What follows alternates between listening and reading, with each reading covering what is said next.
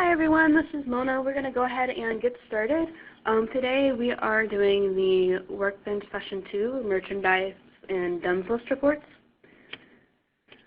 So if you could test out the chat feature for me, if you can hear me and you can see the presentation, please type the following: your location, your city and state, the businesses you support. So for example, Antioch, Illinois, Kmart Toys, Action Figures. And whenever you send out a chat, if you could send it to all participants, that will ensure that I actually see it. If you just send it to presenter, I will not see it because I'm presenting and it's behind the presentation. So be sure whenever you send out anything using the chat to send it to all participants. And I will come back to your answers on this shortly. I am recording today's webinar for your convenience. Later today I will send out the video link and the PowerPoint to those who are attending. If you could be sure to put your phone on mute when you're not speaking, that would be great. Otherwise we get a lot of background noise and it can make it difficult for people to hear. I do like to leave the microphones open so you can audibly ask questions, but if there's too much background noise, I will have to mute everybody. So if you're listening to the audio directly from your computer instead of calling in, be sure to mute your computer's microphone. And you can access your computer's microphone options by going to Control Panel, Sound, Recording tab. Please wait to audibly ask questions until designated times. Stephanie will ask at different points if you have any questions. And be sure to keep them on topic and minimal. If you have something that's more detailed or requires just more information, if you could email Vendor University at searshq.com with those details and provide any screenshots, that would be really helpful to be able to answer your questions thoroughly at a later time. Feel free to submit questions at any time using the chat feature. So I did ask you guys to test out the chat, and it doesn't look like anyone responded yet, which is fine. But if you guys could do me a favor and let me know that you can actually hear me. Oh good, I got one response. And can anyone just confirm that you can hear me real quick? Yep, I can hear you. Yes, I can hear you. Okay, great, thank you. I always like to make sure if I don't get very many responses, because we've had a couple times where people couldn't hear us and nobody said anything. So I want to make sure that you guys can hear us. So great, thank you so much. And it looks like we do have someone close by in Naperville, and they do Kmart with Ambient Grocery. Ambient Grocery. Is that a brand name? Everything that's not frozen or refrigerated.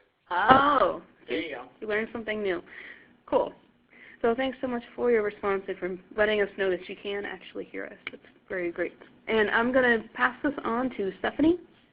Hi everybody, I'm Stephanie Noswick. I'm the VU trainer. Formerly I was an inventory and a senior inventory analyst for 3 years, and I supported Kmart apparel businesses and Kmart infant hardlines.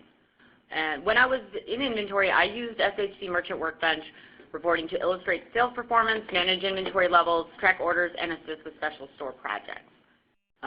So when I was communicating with my vendors, I used SHC Merchant Workbench all the time. So our objectives for today. Today we are going to learn what information is provided in the DUNS and merchandise list reports and how to run the DUNS and merchandise list reports. Before we get into the system, let's talk a little bit about data availability.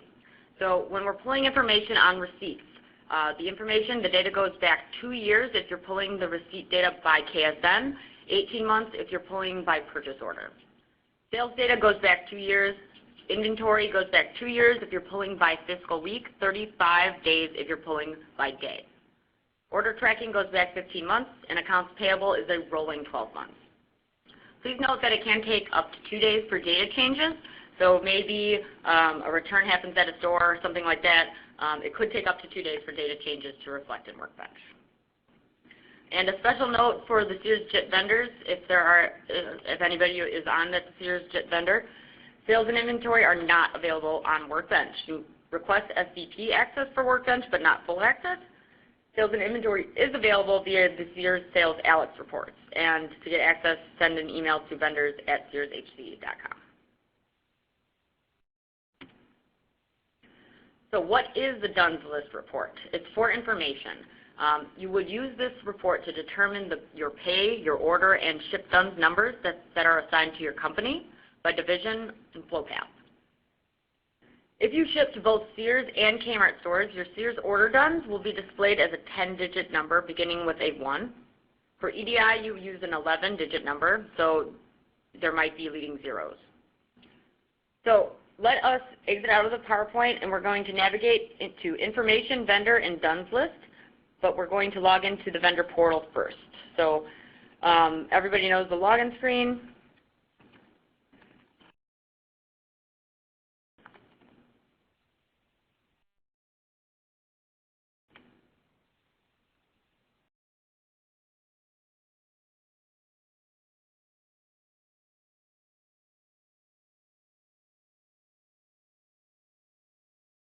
All right, now that we're logged in, when we scroll down under Kmart and Sears applications, you'll see that the first application is SHC Merchant Workbench, and that's where we're going to navigate to, so go ahead and click on that.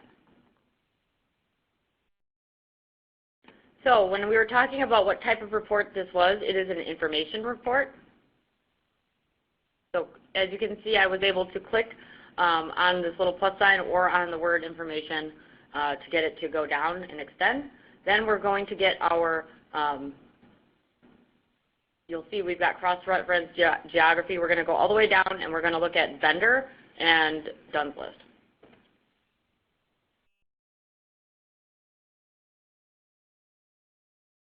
So just for the sake of not sharing anybody's information, you'll see here we've got an example Duns List report, but I'd like you guys to give it an attempt to fill in your information and click submit, and that way you guys will be able to see what it looks like when you pull something out of here. So if I were to say be a vendor from Toys and Hobbies,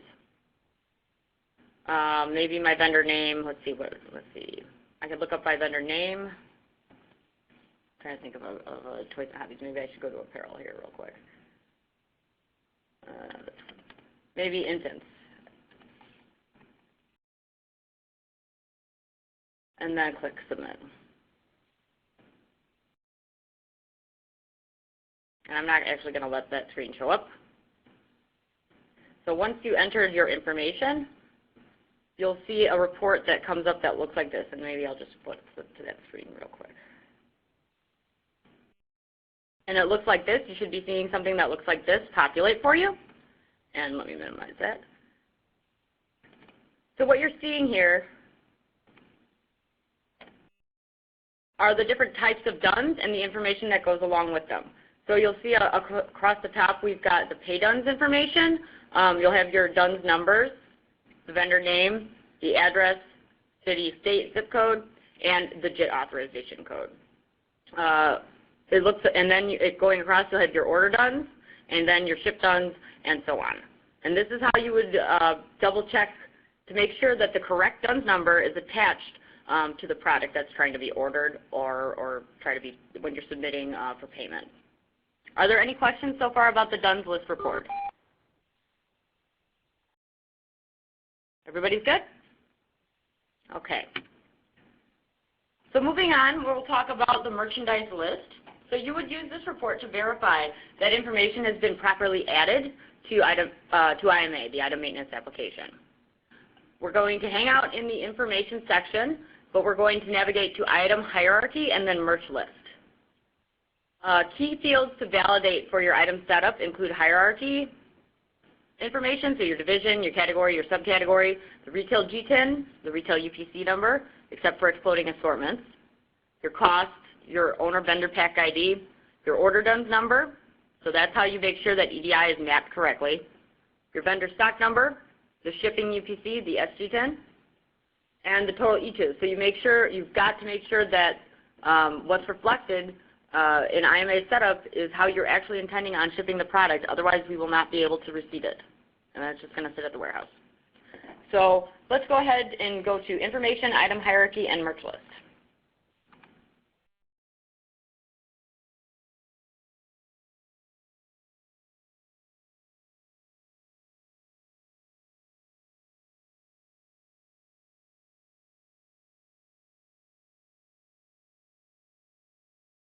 So you see we've got a couple of selections we can make here. You can select to create the report. You could do a download text file. How do you want it to be sorted? Do you want it by vendor pack, or do you want to see it by DCKSN pack ID? You guys probably want to see it by vendor pack, whereas inventory analyst will probably select DCKSN pack ID. These report column selections, everything that's highlighted in blue is what's going to come back. So when we were talking about hierarchy information, you'll see all of that is included here.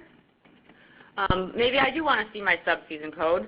To add that to the list, I'm just going to hold down my control key and then click on subseason code. And now that's been added.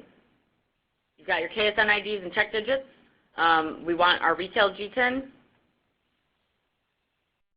Maybe we want our average cost. But that's how you would go ahead and make those selections there. Then you would select the division that you're looking for and the category. I mean, you could pull it for the whole division. It just depends on how much you want to look at. And then you could select subcategories if you wanted to. If you had KSNs, like a list of KSNs, you could load them in here. So you could either type them in and click Add, or you could load a CSV file. You could further limit it by size restrictions. Maybe you could also put in your order DUNS number, your pay DUNS number.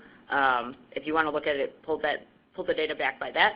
I'm just going to leave these selections that we've made because this is enough to get the report to run. Now I'm just going to go ahead and click Submit.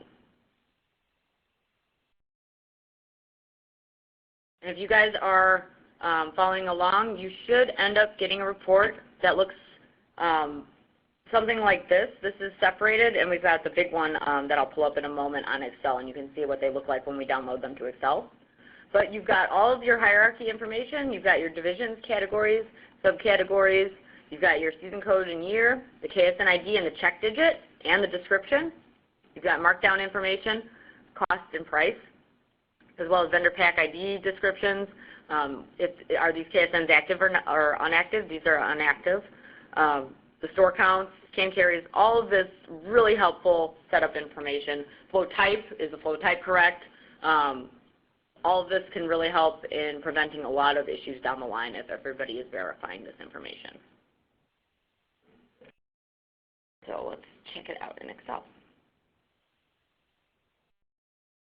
So here's what an example of that DUNS list, what that looks like in Excel, very similar to how it looks in the web application. The merch list, this is what it looks like without any formatting. It's a lot easier to work with this data. You can sort and filter and do what you would like. And it's really nice to create a handy reference tool when you're trying to work with your merchants, work with your inventory teams to make sure everything gets set up and ordered correctly. Do you guys have any questions about what you're seeing here, about the merch list? Awesome. Okay. So if you do think of any questions, or if you're pulling this report, you're entering the information correctly, and what you know that you own is not coming back, more often than not, it's related to setup issues. So if you're experiencing setup issues, please contact vendor support, vendors@searshc.com. If you have report questions, maybe what does this report mean, or what does this metric mean? There's a help tool, but you also could contact me if you're having issues. In the body of the email, please do include vendor pay DUNS information if that applies to your issue, a description of the issue, the report name that you're trying to run, the criteria selections that you've made, and really screen prints will help troubleshoot a lot faster, so any screen prints that might apply. So I mentioned earlier there is a help tool. Help will open a separate online help window, and you can look at step-by-step instructions. There are sample reports, metrics, a bunch of definitions, and helpful hints for using Merchant Workbench. So I would highly recommend, if you just don't understand one of the terms that you're pulling in a report, check it out in that help feature. You'll be able to get a definition. You'll be able to understand what it is and oftentimes how it's solved if it's an equation. There's also some helpful getting started information located in the help. So what are your guys' questions about any of the material that we just went through?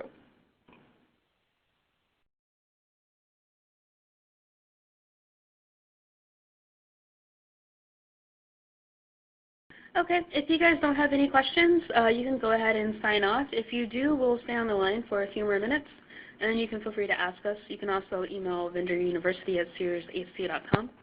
If you have any questions, have a great day. Thank you very much.